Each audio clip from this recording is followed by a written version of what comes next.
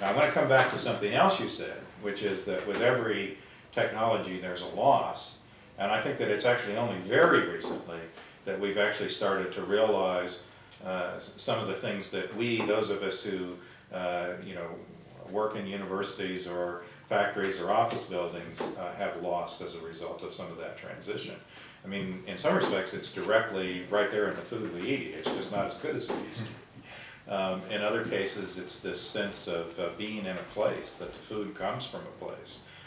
As agricultural production has become more and more efficient, it's become much more concentrated. In 1950, there were something like 280 crops produced in the state of Iowa.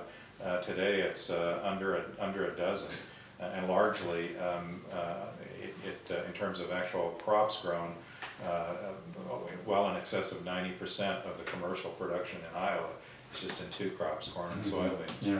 So, the people that were growing those little truck farms and so on largely went out of business. That land got dedicated to its most efficient use. Part of this same technology treadmill fat process, and it's really only very recently that some of those vegetable farms are starting to come back in places like Iowa.